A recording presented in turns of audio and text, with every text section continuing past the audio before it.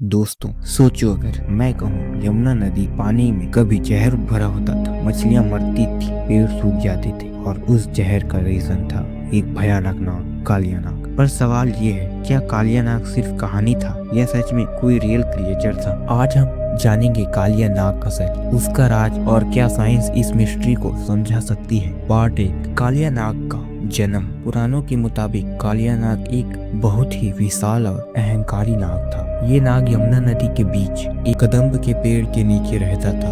उसके जहर से नदी का पानी काला पड़ गया, मछली और पक्षी मरने लगे, गांव के लोग बीमार पड़ने लगे। लोग कहते थे यमुना का पानी अब पानी नहीं, जहर बन चुका है। और सबसे डरावनी बात, कालिया नाग अपने ऊपर गरुड़ देव के डर से यमुना में छुपा हुआ था। पार्ट 2, श्री कृष्णा वर्सेस कालिया नाग। एक दिन बालक कृष्णा अपने मित्रों के साथ यमुना के किनारे खेल रहे थे। उनका बाल नदी में गिर गया। सब दोस्त डरे क्योंकि वही कालिया नाग का इलाका था, लेकिन कृष्णा बिना डरे नदी में कूद पड़े। जैसे ही कृष्णा पानी में गए, कालिया नाग ने उन्हें अपनी कुंडली में जकड़ लिया, पर अगले ही पल कृष्णा ने उसके सर पर नृत्य करना शुरू किया। कहा जाता है कृष्णा ने कालिया नाग के हर फन पर पैर रखा, उसका घमंड तोड़ दिया और उससे यमुना छोड़कर समुद्र में जाने का आदेश दिया। पार्ट 3, क्या ये सिर्फ कहानी है? अब सबसे बड़ा सवाल, क्या कालिया नाग सच में एग्जिस्ट करता था?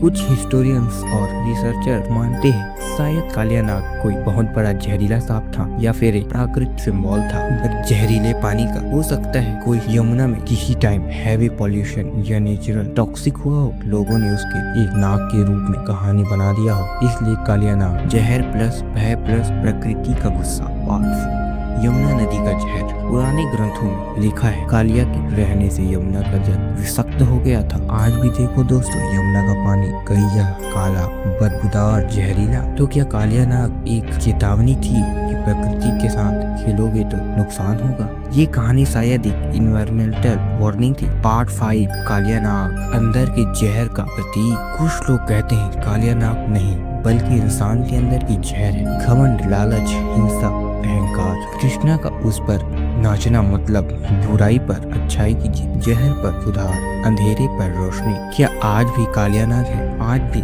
वृंदावन और मथुरा के लोग कहते हैं कदम्ब के पेड़ के नीचे कभी अजीब एनर्जी महसूस होती है। कुछ लोगों का कहना है रात को पानी में हिलती हुई छाया, सांस जैसी आवाज, ठंडा जहरीला जैसे एहसास। क्या ये सिर्फ इमेजिनेशन है या कोई पुराना राज अभी जिंदा है? इसका कोई साइंटिफिक प्रूफ नहीं, पर कहानी आज भी जिंदा है। तो दोस्तों,